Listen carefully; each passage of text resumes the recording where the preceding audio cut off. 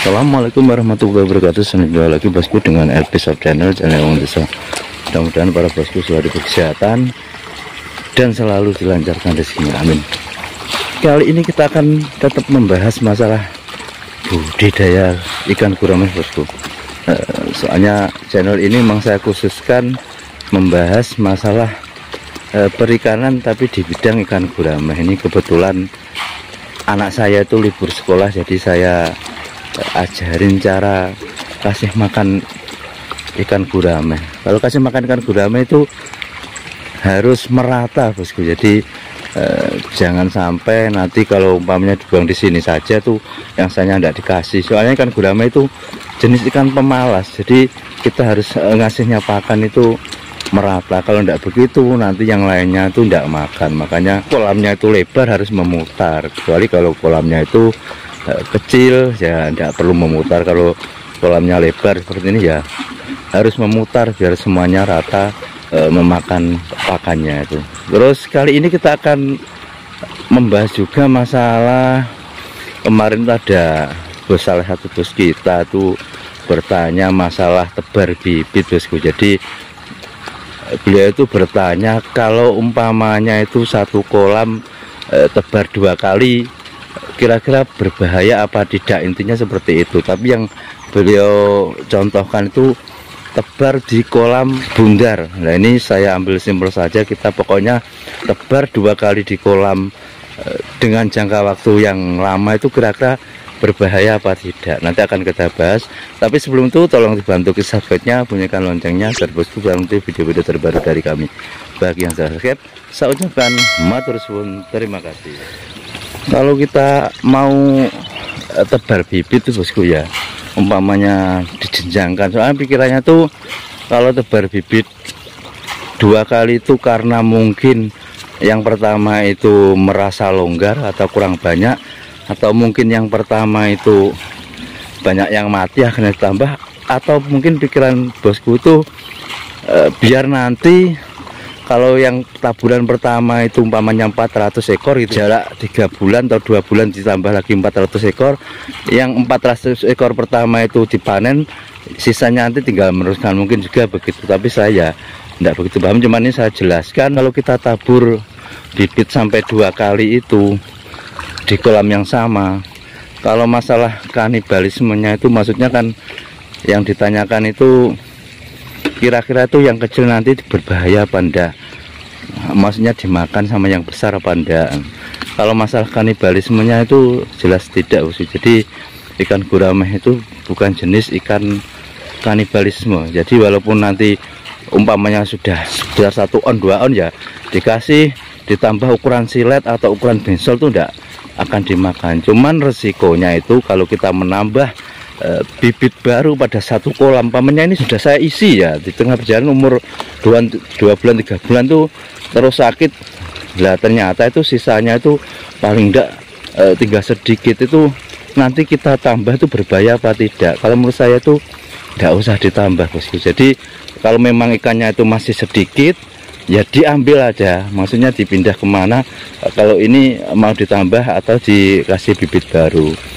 Kalau tidak begitu ya umpamanya ikannya masih ada 50% ya mending dibesarkan itu saja. Soalnya punya masalah apa enggak, takutnya kalau ikan baru itu punya masalah nanti ikan 1 kolam itu bisa kena bosku. Jadi intinya itu kalau kita mau menambahkan bibit pada 1 kolam harus kita pikirkan kemungkinan itu. Soalnya saya dulu juga pernah, pikiran saya itu ini kan, cuman saya maksudnya itu biar nanti kan ada beberapa kolam bosku, jadi saya langsung beli bibit itu 1 kolam ini saya full beli bibit ada sekitar 15 ribuan. Nah itu saya, pikiran saya posisinya yang sini-sini itu sudah besar semua, paling 2 bulan 3 bulan itu sudah mau diangkat. Jadi pikiran saya itu nanti itu mau saya biar kalau panen langsung saya pindah gitu saya bosku.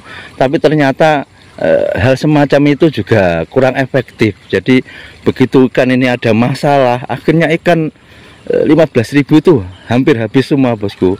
Beda dengan kalau kita umpamanya nih habis 1 kolam langsung kita tabur bibit baru, terus ini panen, habis kita tabur bibit baru itu kalau ada masalah kan mungkin ya satu kolam itu gitu loh.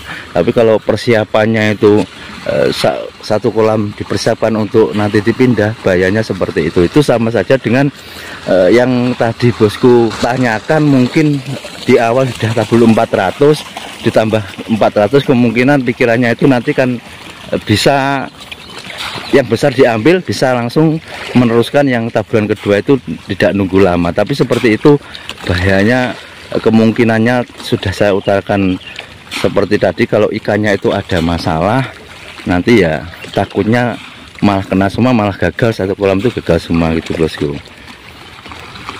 Soalnya ikan gurame itu adalah termasuk jenis ikan yang rawan penyakit bos. Jadi kita kalau tidak hati-hati itu hal semacam itu juga bisa menyebabkan kegagalan dalam kita budidaya ikan gurame.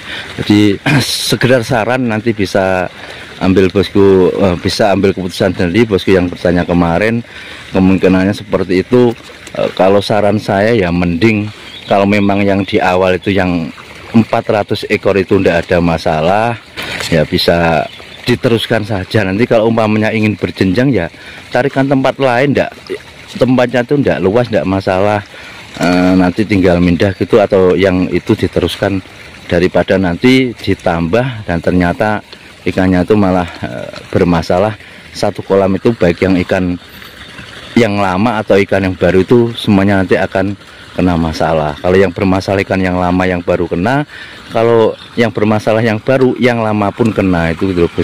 Jadi kemungkinan terburuk kalau kita tabur satu kolam 2 kali, baik itu jaraknya jauh atau tidak, tuh ya di kesehatannya itu yang menjadikan faktor kita harus pikirkan hal-hal semacam sama itu. Juga dengan hal yang sering terjadi itu bosku ya, menambahkan sisa ikan yang sudah dipanen itu ditambahkan ke kolam yang lainnya, itu juga biasanya itu bermasalah. Seperti umpamanya kolam ini ya bosku itu dipanen terus masih sisa paling tidak itu ya 100-200 gitu, biar tambah besar lagi dipindahkan ke adiknya ke sini, nanti kan akhirnya panennya itu bareng. Itu resikonya juga berbahaya. Kalau ikannya ini yang di sini ikan sisa itu ada masalah, ikan yang sini itu juga mudah terkena masalah.